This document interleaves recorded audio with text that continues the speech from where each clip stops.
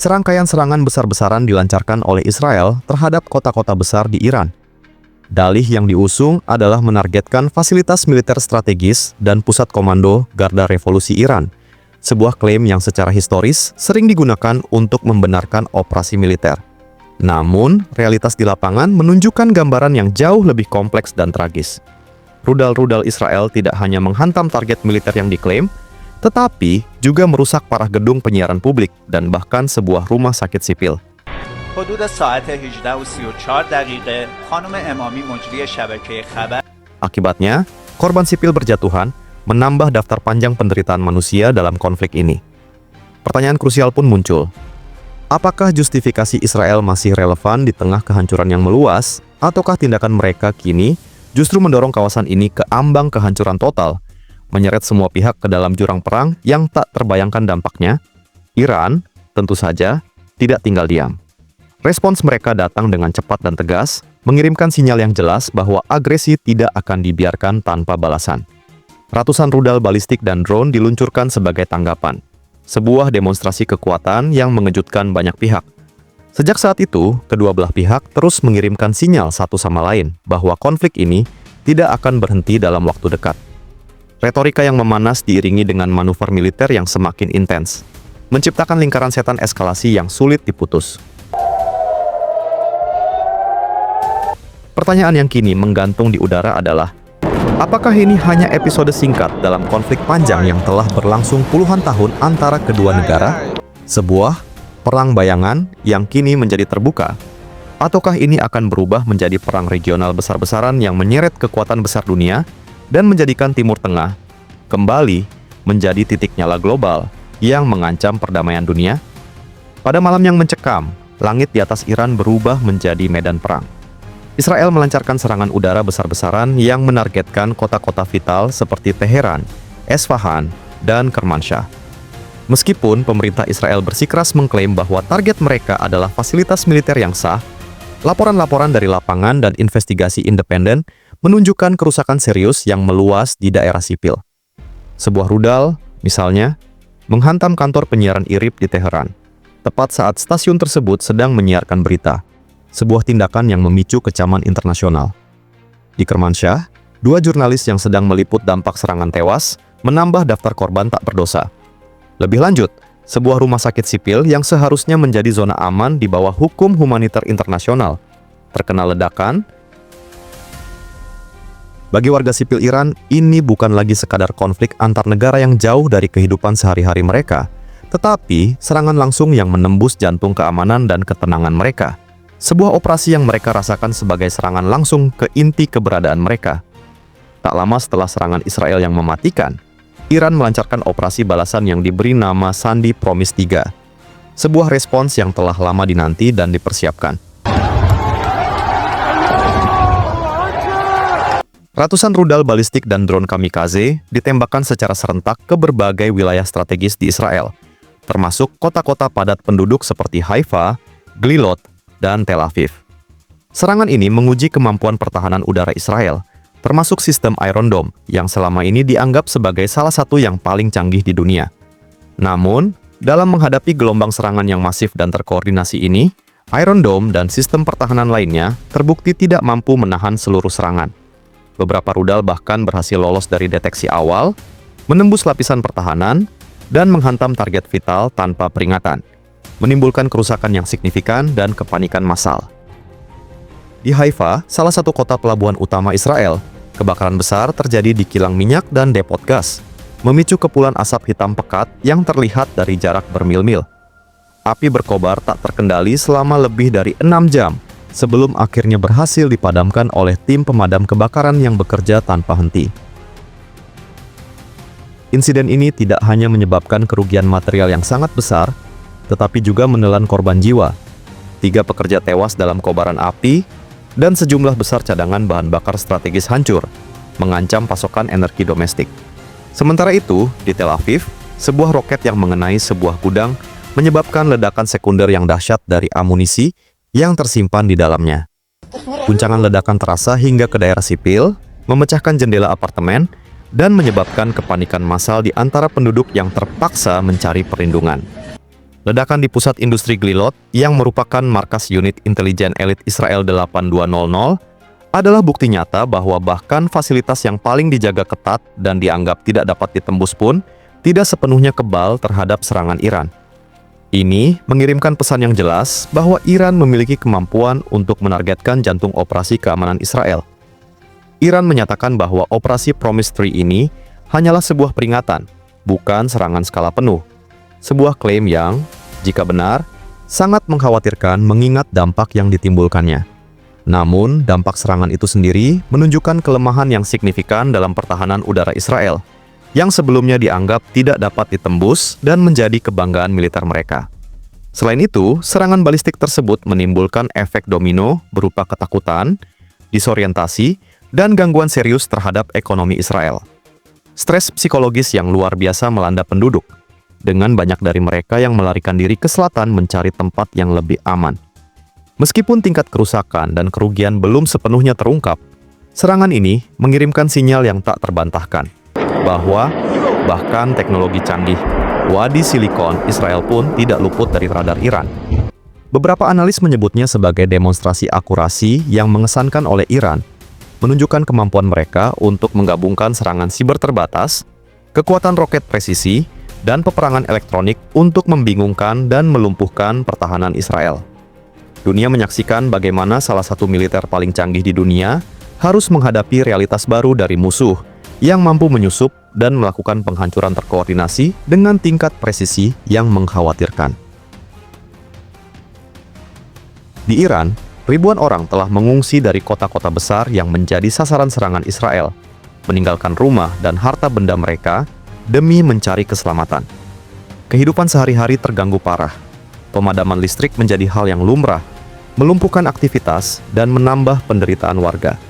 Rumah sakit yang seharusnya menjadi benteng terakhir bagi mereka yang terluka dan sakit, benar-benar terganggu operasionalnya, dengan pasokan medis yang menipis dan tenaga medis yang kewalahan menghadapi gelombang korban.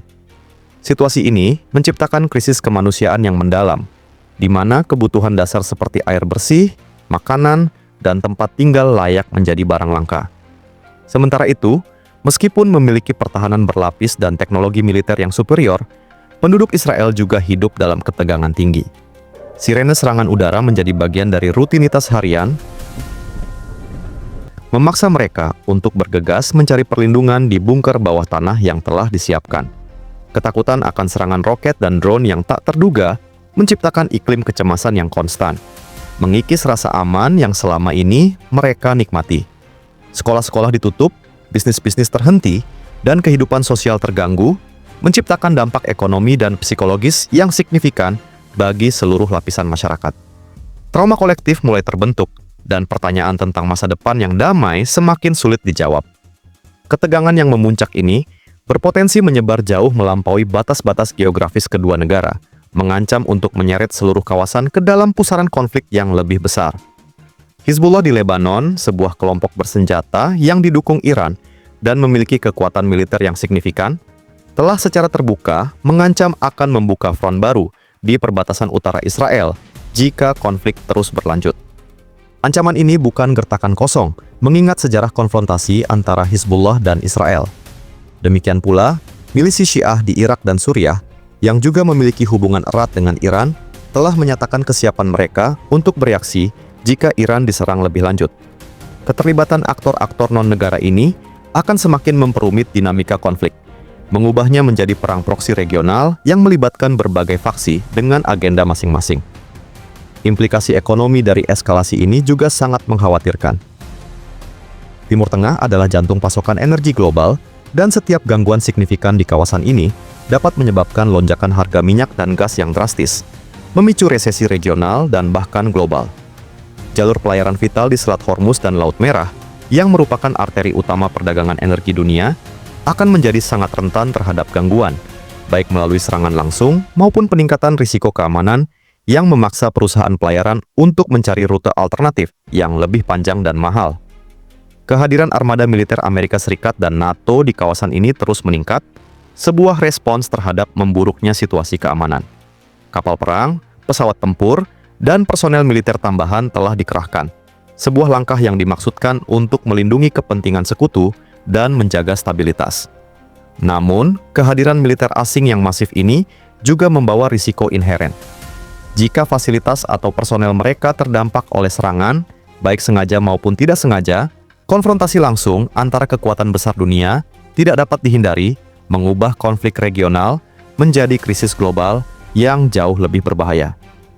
Di tengah gejolak ini, upaya diplomatik untuk meredakan ketegangan terus dilakukan, meskipun dengan hasil yang terbatas. Turki dan Arab Saudi, dua kekuatan regional yang memiliki kepentingan strategis di Timur Tengah, berusaha menengahi dan menyerukan deeskalasi. Namun, posisi sensitif mereka yang seringkali berpihak pada salah satu pihak atau memiliki agenda sendiri, membatasi ruang gerak mereka sebagai mediator yang netral. Komunitas internasional, termasuk Perserikatan Bangsa-Bangsa dan negara-negara adidaya, juga menyerukan pengekangan diri dan dialog. Tetapi seruan-seruan ini seringkali tenggelam dalam deru tembakan dan retorika perang yang semakin keras. Kegagalan diplomasi untuk menemukan solusi damai akan semakin mempercepat laju kawasan menuju jurang kehancuran. Tanggal 16 sampai 17 Juni 2025 telah membuka babak baru yang suram dalam sejarah ketegangan militer di Timur Tengah. Korban sipil terus berjatuhan di kedua belah pihak, meninggalkan jejak penderitaan dan kehancuran yang mendalam. Infrastruktur vital rusak parah, mengganggu kehidupan sehari-hari dan menghambat pemulihan. Ekonomi di kedua negara dan bahkan di seluruh kawasan terganggu secara signifikan, dengan investasi yang terhenti, perdagangan yang melambat, dan prospek pertumbuhan yang suram. Stabilitas regional yang sudah rapuh, kini semakin terancam, menciptakan ketidakpastian yang meluas. Kawasan yang telah lama berada di ambang batas ini kembali dihadapkan pada risiko eskalasi global yang nyata, bahkan hingga ke Eropa. Konflik ini tidak lagi hanya masalah bilateral antara dua negara. Ia telah bertransformasi menjadi pertarungan naratif yang kompleks, di mana setiap pihak berusaha memenangkan opini publik global. Ini juga merupakan pertarungan teknologi militer, di mana inovasi dan adaptasi menjadi kunci kelangsungan hidup. Dan yang terpenting, ini adalah ujian berat bagi diplomasi dunia. Jika para pemimpin dunia tidak mampu membaca situasi ini dengan cermat, tidak mampu bertindak dengan cepat dan tegas untuk menghentikan spiral kekerasan, tidak mustahil perang ini akan menyebar ke wilayah Laut Merah, Teluk Persia, dan bahkan Eropa Timur, mengancam perdamaian dan keamanan global. Setelah gelombang serangan awal pada 16 sampai 17 Juni, konflik Iran-Israel tidak menunjukkan tanda-tanda mereda, justru memasuki fase eskalasi yang lebih mengkhawatirkan antara 18 sampai 20 Juni 2025. Dunia menyaksikan dengan cemas bagaimana kedua belah pihak terus saling melancarkan serangan, memperdalam luka, dan memperluas cakupan kehancuran. Pada 18 Juni, laporan mengindikasikan bahwa Iran kembali melancarkan serangan rudal. Sekitar 30 rudal ditembakkan ke arah Israel Tengah, menyebabkan setidaknya 12 orang terluka. Serangan ini menunjukkan kemampuan Iran untuk terus menembus pertahanan udara Israel, meskipun dengan intensitas yang bervariasi. Yang lebih mengkhawatirkan, pada 19 Juni, sebuah rudal Iran dilaporkan menghantam rumah sakit terbesar di Israel Selatan. Meskipun rumah sakit tersebut menyatakan hanya ada beberapa pasien yang mengalami luka ringan, insiden ini memicu kemarahan besar dan janji balasan yang lebih keras dari Israel. Menargetkan fasilitas kesehatan, bahkan jika diklaim tidak disengaja, adalah pelanggaran serius terhadap hukum humaniter internasional dan semakin mengikis batas-batas moral dalam konflik ini. Respons Israel tidak kalah tajam. Setelah serangan terhadap rumah sakit, Menteri Pertahanan Israel secara terbuka mengancam akan mengeliminasi pemimpin tertinggi Iran, Ayatollah Ali Khamenei, sebuah pernyataan yang sangat provokatif dan berpotensi memicu respons yang jauh lebih dahsyat dari Teheran. Ancaman ini menandai pergeseran signifikan dalam retorika Israel, dari penargetan fasilitas militer menjadi ancaman langsung terhadap kepemimpinan tertinggi Iran, yang dapat dianggap sebagai deklarasi perang total. Di tengah meningkatnya ketegangan, dampak diplomatik dan keamanan global mulai terasa. Kedutaan Besar Amerika Serikat di Yerusalem mengumumkan penutupan operasionalnya dari 18 hingga 20 Juni, sebuah langkah pencegahan yang menggarisbawahi kekhawatiran Washington akan keselamatan personelnya di tengah gejolak yang memburuk. Presiden Amerika Serikat, Donald Trump, juga dilaporkan sedang mempertimbangkan opsi untuk melancarkan serangan terhadap Iran dalam waktu 2 minggu. Pernyataan Trump ini, yang disampaikan di tengah spekulasi global, menambah lapisan ketidakpastian dan kekhawatiran akan eskalasi yang tak terkendali. Dunia menahan napas, menunggu apakah ancaman ini akan menjadi kenyataan, atau hanya bagian dari permainan politik tingkat tinggi. Selain itu, pada periode ini, terjadi peningkatan signifikan dalam aktivitas siber dari kedua belah pihak. Israel melaporkan adanya upaya peretasan besar-besaran terhadap infrastruktur kritikal mereka, termasuk jaringan listrik dan sistem komunikasi yang diduga kuat berasal dari Iran. Meskipun sebagian besar serangan berhasil digagalkan, beberapa insiden kecil menyebabkan gangguan sementara dan memicu kekhawatiran akan perang siber skala penuh. Di sisi lain, Iran juga mengklaim bahwa fasilitas nuklir mereka menjadi target serangan siber yang canggih, menuduh Israel berada di balik upaya sabotase tersebut. Perang siber ini menambah dimensi baru pada konflik, menunjukkan bahwa medan pertempuran tidak lagi terbatas pada ranah fisik, tetapi juga merambah ke dunia digital yang semakin kompleks. Pada 20 Juni, fokus global beralih ke upaya PBB dan negara-negara Eropa untuk meredakan situasi. Dewan Keamanan PBB mengadakan sesi darurat, menyerukan gencatan senjata segera, dan dimulainya kembali dialog. Namun, resolusi yang diusulkan menghadapi jalan buntu karena veto dari salah satu anggota tetap, menunjukkan perpecahan di antara kekuatan besar dunia. Beberapa negara Eropa, termasuk Jerman dan Prancis, secara terpisah mencoba memediasi, mengirimkan utusan khusus ke Teheran dan Tel Aviv. Upaya ini bertujuan untuk membangun saluran komunikasi rahasia dan mencari titik temu untuk deeskalasi. Namun, kemajuan yang dicapai masih sangat terbatas di tengah sikap keras kedua belah pihak yang enggan berkompromi. Krisis pengungsi juga semakin memburuk. Ribuan warga sipil, baik dari Iran maupun Israel, terus mengungsi dari zona konflik, mencari perlindungan di wilayah yang lebih aman. Organisasi Kemanusiaan Internasional melaporkan peningkatan drastis dalam kebutuhan akan bantuan darurat, termasuk makanan, air bersih, dan tempat tinggal. Infrastruktur sipil yang rusak parah, terutama rumah sakit dan fasilitas air, memperburuk krisis kesehatan dan sanitasi, meningkatkan risiko penyebaran penyakit. Di tengah semua ini, narasi media global juga menjadi medan pertempuran tersendiri. Baik Iran maupun Israel secara aktif melancarkan kampanye informasi untuk memenangkan hati dan pikiran publik internasional. Israel menekankan haknya untuk membela diri dari agresi, sementara Iran menyoroti pelanggaran hukum humaniter dan penderitaan warga sipil akibat serangan Israel.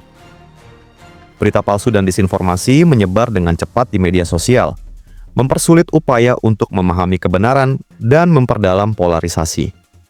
Para analis politik dan militer di seluruh dunia sibuk menganalisis setiap gerakan, mencoba memprediksi langkah selanjutnya dalam permainan catur geopolitik yang berbahaya ini. Beberapa berpendapat bahwa ini adalah upaya Iran untuk menunjukkan kemampuan militer mereka yang semakin canggih. Sementara yang lain melihatnya sebagai respons yang tak terhindarkan terhadap agresi Israel yang berkelanjutan dan kebijakan tekanan maksimum.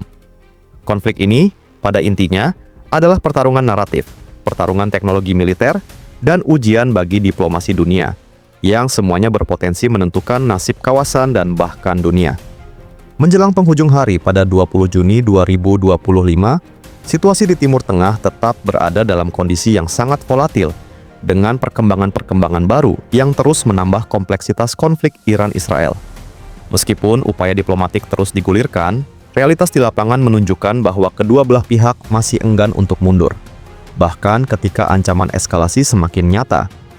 Di sisi lain, Israel juga dilaporkan telah meningkatkan kesiagaan pertahanan udaranya di seluruh wilayah, termasuk pengerahan tambahan baterai Iron Dome dan David Sling di kota-kota besar dan fasilitas strategis. Manuver ini menunjukkan bahwa kedua belah pihak sedang bersiap untuk kemungkinan konfrontasi yang lebih intens, bukan deeskalasi. Secara diplomatik, meskipun ada seruan dari PBB dan Uni Eropa untuk gencatan senjata, respons dari Iran dan Israel masih menunjukkan sikap yang keras. Menteri Luar Negeri Iran, dalam sebuah konferensi pers yang disiarkan secara global pada pukul 18.00 waktu Indonesia Barat, menegaskan kembali bahwa Teheran tidak akan mempertimbangkan negosiasi apapun mengenai program nuklirnya selama Israel terus melancarkan serangan. Pernyataan ini secara efektif menutup pintu bagi upaya mediasi yang berfokus pada isu nuklir, yang merupakan salah satu kekhawatiran utama komunitas internasional. Sementara itu, Perdana Menteri Israel dalam pidato yang disiarkan pada pukul 19.30 waktu Indonesia Barat menyatakan bahwa Israel akan terus melakukan segala yang diperlukan untuk melindungi warganya dari ancaman Iran, mengindikasikan bahwa operasi militer mereka akan berlanjut hingga ancaman tersebut dinilai telah dinetralisir sepenuhnya. Retorika yang saling mengunci ini semakin mempersulit upaya pihak ketiga untuk menemukan celah bagi dialog konstruktif. Kekhawatiran akan dampak ekonomi global juga semakin meningkat. Harga minyak mentah melonjak ke level tertinggi dalam 5 tahun terakhir, mencapai $120 per barel, di tengah kekhawatiran akan gangguan pasokan dari Teluk Persia. Pasar saham global menunjukkan volatilitas yang signifikan, dengan indeks-indeks utama mengalami penurunan tajam. Analis ekonomi memperingatkan bahwa eskalasi lebih lanjut dapat memicu resesi global, mengingat peran vital Timur Tengah dalam pasokan energi dunia. Ancaman eskalasi regional menjadi semakin nyata dengan potensi keterlibatan kekuatan-kekuatan besar dunia yang semakin meningkat. Pertanyaan besar yang menggantung adalah, apakah komunitas internasional mampu menemukan jalan keluar dari kebuntuan diplomatik ini sebelum spiral kekerasan menyeret kawasan dan dunia ke dalam konflik yang lebih besar dan tak terkendali? Setiap jam yang berlalu membawa ketidakpastian baru, dan harapan akan perdamaian semakin menipis di tengah gema rudal dan retorika perang. Video ini disajikan untuk tujuan pendidikan dan informasi, berdasarkan fakta dan analisis yang seimbang. Kami tidak mendukung ujaran kebencian, kekerasan, atau ujaran kebencian terhadap kelompok manapun. Konten ini menghormati kebijakan YouTube tentang ujaran kebencian, konten kekerasan, menyesatkan, dan provokasi, serta referensi komunitas dan konvensi internasional tentang hak asasi manusia.